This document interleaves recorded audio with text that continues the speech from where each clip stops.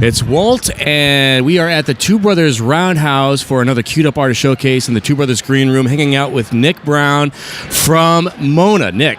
Good to see you again. And thanks for hanging out with us. Thanks for playing the Queued Up Artist Showcase. Thanks for having us. Awesome.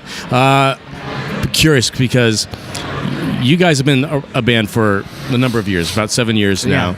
Yeah. And on your first go-around, you actually had a great deal of success in the UK. Yes. How does a band from Dayton end up breaking out of the UK? I mean, timing, I guess. It was one of those, we can thank technology for that, because we were, basically I was networking like as hard as I could, trying to meet people in Nashville. We had moved down to Nashville. I was homeless, kind of broke. Finally, we scrounged up enough money to like rent this embarrassing rental home that we stayed in for several years, and I would just like hit people up, and there's a guy on Facebook that said, you know, manager owned a label, blah blah blah, and he was out. It was ended up being, you know, our first manager, and his name was Saul Galpern, and he owned Nude Records and managed Suede back in the day, and yeah, wow. So it was like, ironically, like a legit dude that, you know, but I probably hit up 1,100 people that year, you know what I mean? Like, and I don't know if any of them were legit. So it was just one of those things. And I would slowly send people music, and, you know, started building up kind of an interest. And he flew over, and we kind of tag teamed and put our minds together, and then got a body of work together. And since he had the Rolodex, so to speak, and we did 14 showcases in 7 days and signed a deal. So wow. I mean, because you had like some MTV accolades, BBC was behind it. I mean, that's pretty cool. Yeah, we won like #1, brand new on MTV, which was weird, because it was if it was the 90s version of that, it would be we'd be doing this from a yacht. It's like I always say, don't ask where the wave came from, just ride. Yeah, you know, exactly, it's like, so if they're gonna go for it in the UK, then go for it. So this was on the first record, right? The self-titled debut, which you did in your basement. Yes. And then you had Rich Costy mix it. Yeah, he polished the turd, so to speak. Now, in full disclosure, I worked with Rich for about a year or so, and the guy is super talented. But like, so how did that come about, though? It's crazy, because he has a long list of accolades, and I'll be honest, like, you know, when you're a young musician coming up, you're not like really researching mix engineers or producers. We were too poor and, you know, do it yourself to be like, what producer do we want to work with? We were like, what microphone can we steal so we can like record some stuff? Right. So it was one of those things where I didn't know like his long list of working with Philip Glass and Rick Rubin and a lot, you know, Foo Fighters, Muse, a lot. I had heard that Gloss Vegas record, their first record from, you know, a few years before we kind of got going, and I just loved the use of reverb, and it's kind of what I kind of tried to steal his sound on my demos. I mean, I didn't do a very good job. Right, but when we first sent it to him, he thought the recordings were interesting enough, and he liked the songs, and we got pretty close, and it was... I was working with him on that Las Vegas record. Oh, wow. Yeah. So when he was in the UK doing that thing. But it's a great start. Yeah. To good people to be around to get the career going. So the second record, you ended up on Mercury Records. Yeah. Well, during that, so we were Island Def Jam Mercury in the US and Island UK for the first album. But it was the same record deal, and Island UK split into Island and Virgin, and Island Def Jam Mercury split into Island, into Def Jam, and into Mercury. So it was kind of the same record deal, but I think we've been on like 5 labels, and like 4 of those were the same record deal. So it was, right. Yeah, it was classic cliche with, you know, major labels. So how did that record compare to the first record? I mean, there's a lot of the the sophomore stuff where you're writing it on the road and it sound checks. The one thing I love about it, and it was one of my favorite things, is because you don't have time to lie. You know, you don't have time to like kind of pretend. I always say, you know, you're a sponge, and whatever you've been soaked in comes out when it's squeezed, and we were just being squeezed. I mean, and that was where the title Torches and Pitchforks came from. We felt the pressure, not to be like famous or successful, but just, and not even really expectations. You just felt the pace, the wear and tear, I think that those first 2 years we were doing, 250 plus shows in 40 different countries. Sure. We Australia, Japan, all through Europe, Canada, North America, and obviously UK and the States. So it was just, we've just felt like a lot of the fantasies, the veneer started to kind of crack, and we saw the music industry for what it was. We saw what being a band was, for what it was, and you kind of have to go through those things of like falling in love with it for the right reasons, not the fame and the fortune. Yeah, not the we signed a record deal reasons. Right. So it was, it was one of my favorite experiences. I think that process actually made us better humans. Sure. Third. So then so what happened to the deal then with? It was a 2-album deal. I mean, we went our separate ways. There was no it wasn't like we got dropped or kicked off or we left screaming at each other. It was just kind of over. And some of the guys that were at the powers that be there, we even talked about maybe continuing on a single or an EP, and it just wasn't the right thing for us. Fit, and we were exhausted. And one of our band members, was starting a family and was leaving. And by that time, we had been through 2 managers, and it was kind of let's take a break. And you've heard every band who's been a band more than 10 minutes, let's dream it all up again type thing. Right. And so we just took a break, and I had been living in that same kind of shitty rental house that we were talking about. So at this point, we had done decent. So I bought a place in Nashville, built a studio, and redefined kind of in what ways do I want to be a good artist, but also this time around, how are we better people, and the relationships at radio or DSPs or magazines, instead of blowing in and blowing out, going how are you actually doing? How are you, because we started to realize the wear and tear on ourselves where people weren't acknowledging what we were going through. Right. And then you kind of go oh, but we're not acknowledging what other people are going through. So you kind of get to the human level, and that's where music is actually powerful on that level. Absolutely. Absolutely. So then how did you get in contact with Tiffany and Scott at Bright Antenna?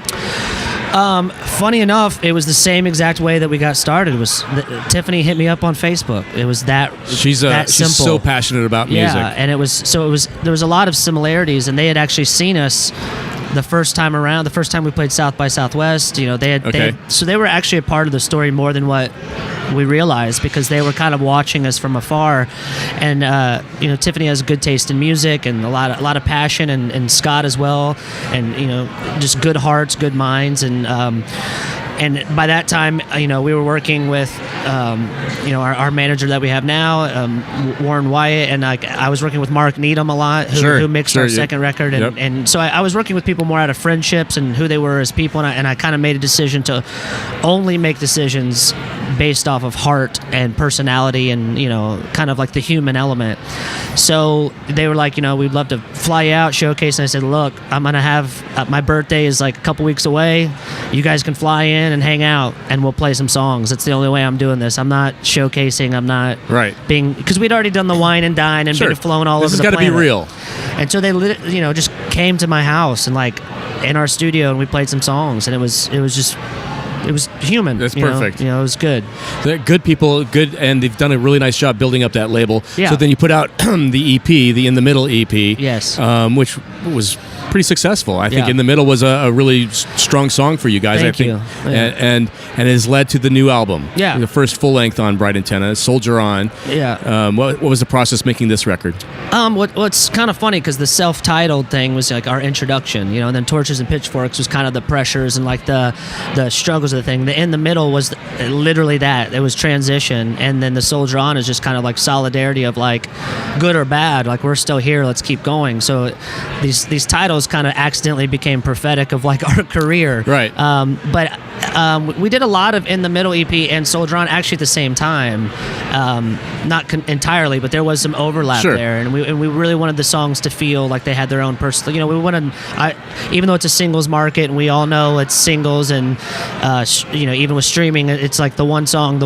But for me, I still love bodies of work, so I wanted them to feel like separate ideas and kind of a separate, what even with the imagery and all of it. So I think you get that when you listen to Soldier On. I think it sounds complete, like you're on a journey going from point A to point B. Yeah, I always try to end the song with kind of the message of where my brain was at, and sometimes that's a 3-year brain, where you're like, does this make sense for everything that up till now? You know, if this is the last noise that I make, does this stand up? Does this represent? Yeah, and so.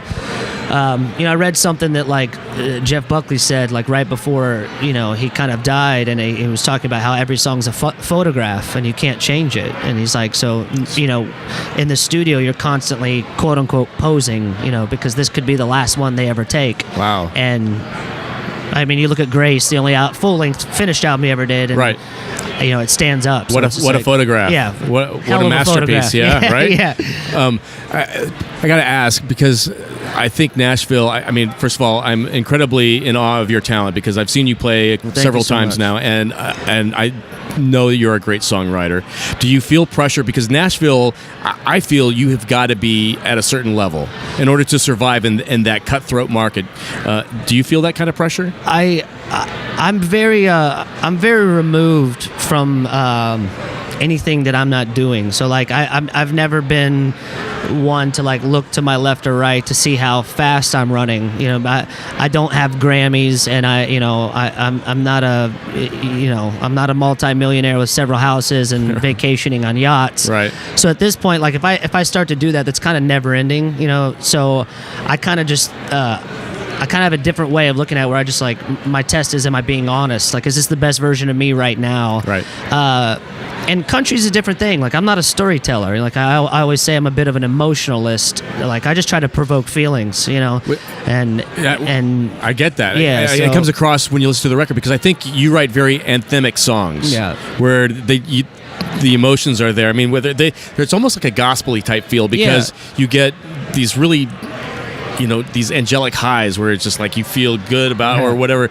And that's not an easy thing to do. I mean, a lot of people will just sludge away at their stuff, but you're able to create that emotion. You can't go to a writer's round with a pencil and a piece of paper and write like that. You have to feel it. But there's a craft of songwriting and storytelling that I would probably not be able to hang. There's dudes that have a completely different slant. But I think that's what makes it interesting. I don't know. I think you do all right. I think you'd do better than you think. Maybe I'll do a country album.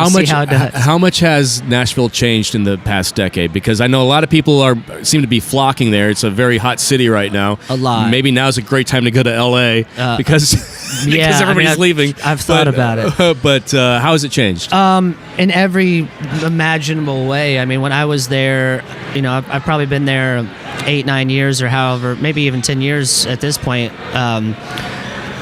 There wasn't rock and roll wasn't really a thing, and there's Kings of Leon and Paramore, but right. Even Black Keys and Jack White weren't there yet. So it was I kind of accidentally picked the right city just because we were broke. We couldn't afford New York or LA. So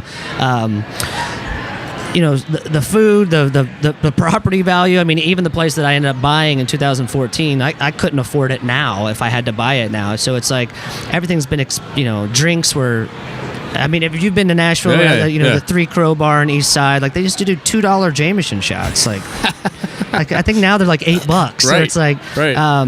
So it's just it became a cash grab in a lot of ways. The television show, the sports teams, the music, and everything, which is great. And I don't resent it or not dislike it, but when I first moved there, it seemed like the Wild West. It seemed almost like Deadwood, where there was no rules, right? And there was a wild thing to it. I mean, the drinking is still insane, but as much as I've traveled all over the planet, Nashville's still the biggest drinking town I've ever been really? to. Yeah, wow. it's because it's dark. It's a bunch of musicians trying to matter. Is there anything darker? You're so right. You're so right. But you find people that on those bars that where the floors smell like piss and there's like greatness that's walked in those places That's too. true. So there's the, and not just like the Johnny Cash and No, all that it's- stuff, but there's from country levels to rock and roll. Anything could happen in that town, and It's definitely becoming more of a rock city. yeah, These big days time, too. big time. Well, I know you got to get on stage here in just a bit. So Yeah. Nick, thanks for taking some time hanging with us. Beer with the band, the Two Brothers Green Room with 101 WKQX. Have a great show, man. Thanks for having me. Thank you.